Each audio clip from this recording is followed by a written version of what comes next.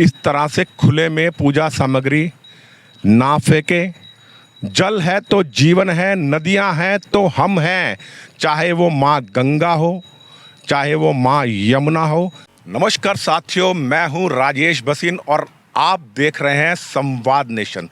इस वक्त मैं खड़ा हुआ हूं आईटीओ के पुल के पास ही, जो छठ घाट है, यानी छठी मैया का घाट है, जहां पर छठी मैया की पूजा होती है। यहां पर उपस्थित हूं और यहां भी जिस तरह आपने वासुदेव घाट पर आरती देखी होगी, भव्य आरती में लगातार आपको दिखाता रहा हूं। आपका बहुत प्यार स्नेह मुझे मिला। छठ घाट पर भी महा आरती होती है और कल यहां पर स्वयं दिल्ली की मुख्यमंत्री रेखा गुप्ता जी अपने मंत्रिमंडल के सदस्यों के साथ पधारी हुई थी। इस तरह की, जैसे वासुदेव घाट पर आपने देखा होगा, बहुत ही अच्छा घाट सुंदर बना हुआ है, लेकिन इस तरह से भी यहाँ पर इतनी सुविधा नहीं है। लेकिन अगर आप लोग यहाँ पर आना शुरू कर देते हैं श्रद्धा पूर्वक, तो इस घाट का विस्तार भी, यानी सौंदर्यकरण वासुदेव घाट की तरह हो जाएगा। यहाँ पर आप देख सकते हैं तमाम लोग खड़े हुए हैं और इनके टी शर्ट पे आप देख सकते हैं लिखा हुआ है फ्रेंड्स ऑफ यमुना, यानी कि ये एक सामाजिक संस्था है जो माँ यमुना की साफ सफाई में लगी है और निरंतर यहाँ पर पूजा पाठ भी करते हैं। अभी इनकी आरती शुरू होने वाली है, माँ यमुना की आरती शुरू होने वाली है। वही माँ यमुना जो सूर्य और छाया पुत्री है और जिनके दो भाई हैं, यम और शनि। मैं पानी की स्थिति भी आपको दिखा देता हूं। पानी चल रहा है, पहले की अपेक्षा यहाँ जल काफ़ी स्वच्छ है, लेकिन इतना भी स्वच्छ नहीं कह सकता कि आप इसमें स्नान कर सके। स्नान के लिए अलग व्यवस्था कर दी गई है, मैं आपको दिखा सकता हूं। अगर कोई यात्री यहाँ पर ये स्नान कर सकते हैं लोग आकर, आपको मैं दिखा सकता हूँ। इस घाट पे एक निर्माण किया गया है। अगर आपके मन में माँ यमुना का स्नान करने की इच्छा हो तो यहाँ पर एक छोटा सा जलाशय बना दिया गया है। ये देखिए, ये जलाशय बनाया हुआ है, मेरे को आप दिखाइए। ये जलाशय है और इस जलाशय में मैं आपको दिखा सकता हूँ। बहुत, ये देखिए आप, बिल्कुल निर्मल स्वच्छ पानी है और गहराई भी केवल इतनी है कि आपके यहाँ तक पानी आएगा। इधर दिखाइए आप, आपके सिर्फ यहाँ तक पानी आएगा। आप निर्भीकता से इस जल में स्नान कर सकते हैं।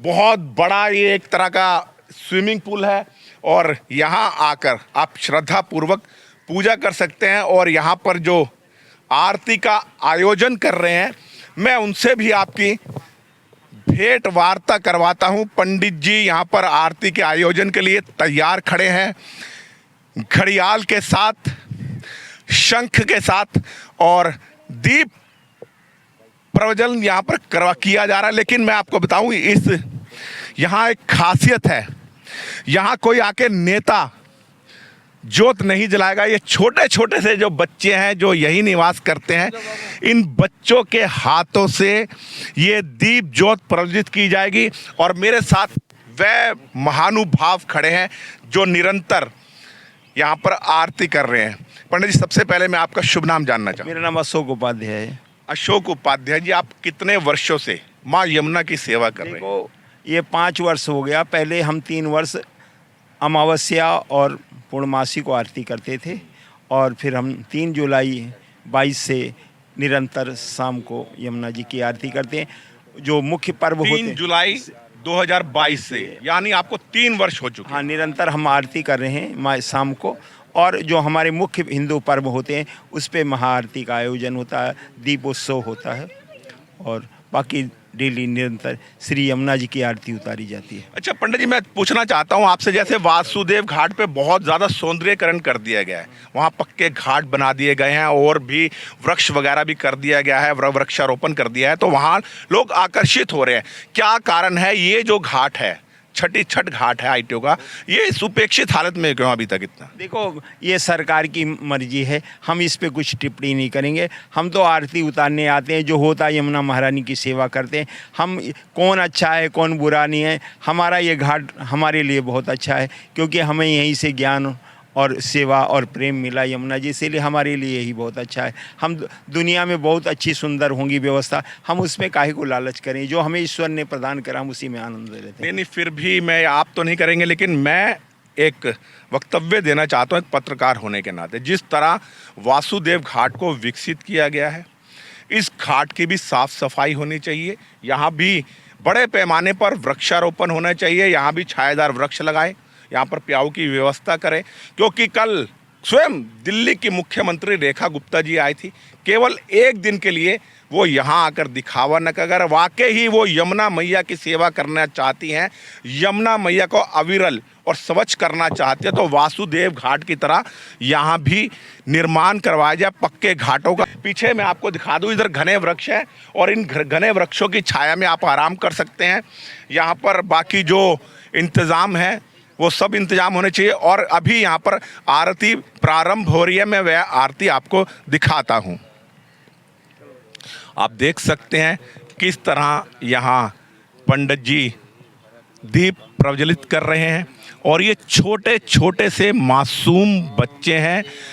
यहाँ पर कोई बड़ा नेता नहीं आया हुआ है, संस्कार की पाठशाला। बिल्कुल। और देखिए कितने अच्छे संस्कार हैं इन बच्चों में, किस तरह से ये संस्कारित बच्चे माँ यमुना की आरती कर रहे हैं। कोई भव्यता नहीं, कोई शोर शराबा नहीं, लेकिन मैं दिल्ली के श्रद्धालुओं से, दिल्ली के लोगों से कहूँगा, जिस तरह से आप वासुदेव घाट पर जा रहे हैं, इस घाट पर भी आएं।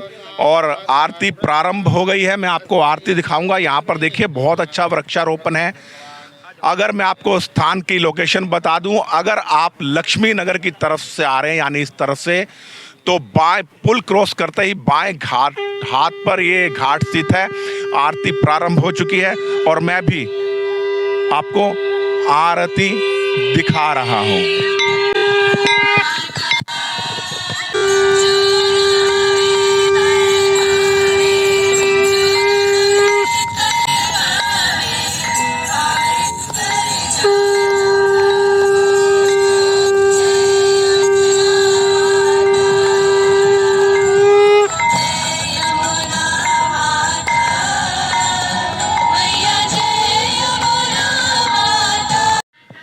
अभी आपने देखा यमुना मैया की आरती, किस प्रकार यहाँ पर एक संस्था एनजीओ यहाँ यमुना मैया की आरती करती है।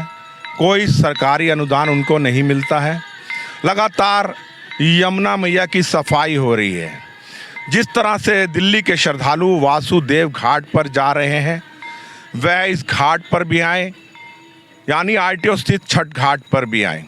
यमुना सब जगह समान रूप से बहती है। ये नहीं है कि अगर आप वासुदेव घाट पर जा रहे हैं तो यहाँ ना आए। अगर आप इस घाट को विकसित करना चाहते हैं वासुदेव घाट की तरह, तो ज़्यादा से ज़्यादा संख्या में यहाँ पर आएँ। यमुना का पानी पहले से काफ़ी स्वच्छ हो चुका है, मैं आपको दिखाता हूँ। लेकिन अभी एक कमी है दिल्ली के लोगों में। दिल्ली के लोग कहते हैं कि हम बहुत स्मार्ट हैं, बहुत सभ्य हैं, लेकिन अभी भी शायद वो अपने कर्तव्य को नहीं समझ पा रहे हैं। मैं आपको दिखाता हूँ, आप देखिए। ये आप देख सकते हैं पूजा सामग्री के नाम पर अभी भी यमुना जी में ये फूल, पत्तियाँ और तस्वीरें वगैरह बहाई जा रही है। यहाँ तक कि सरकार ने यहाँ पर ये सफाई के लिए यानी डस्टबिन भी लगा दिए हैं, लेकिन अभी भी लोग खुले में यहाँ पर फेंकते हैं। मैं आपको दिखाता हूँ किस तरह से ये पूजा सामग्री फैली हुई है। सरकार अपना कर्तव्य निभा रही है, तो आपका भी कर्तव्य बनता है कि आप इस तरह से खुले में पूजा सामग्री ना फेंकें। जल है तो जीवन है, नदियां हैं तो हम हैं, चाहे वो माँ गंगा हो, चाहे वो माँ यमुना हो। कृपया इसे दूषित मत कीजिए। स्नान गृह बना दिया गया है, छोटा नहीं कहूँगा, काफ़ी बड़ा है और एकदम स्वच्छ पानी है इसमें। आप यहाँ पर आकर गर्मियों में स्नान का आनंद भी ले सकते हैं और गर्मियाँ शुरू भी हो चुकी हैं। गहराई भी अधिकतम नहीं है, केवल आपकी कमर तक पानी आएगा, यानी छोटा बच्चा भी 8-10 साल का इसमें सुरक्षित है। आइए और श्रद्धापूर्वक इसमें स्नान कीजिए और शाम को रोज़ाना की आरती का आनंद भी लीजिए। आशा करता हूँ इस वीडियो की आप, जैसे मेरी पहली वीडियो को आपने बहुत सराहा है, बहुत प्यार दिया है मेरे चैनल को, इस वीडियो को भी आप बहुत ज़्यादा प्यार देंगे। और माँ यमुना की आरती के बाद संध्या वंदन हो रहा है श्री राम हरे राम के गायन के साथ। बहुत अलौकिक सुंदर दृश्य है। धीमी धीमी समीर बह रही है और यहाँ पर आके लगता है कि पोल्यूशन से कुछ मुक्ति मिली है। तो आइए आप भी अपने परिवार के साथ ITO स्थित छठ घाट के साथ, इसी के साथ मैं अपनी वाणी को विराम देता हूँ। मैं राजेश भसीन संवाद नेशन के साथ ITO पर स्थित छठी मैया के घाट से। जय हिंद, जय भारत, वंदे मातरम।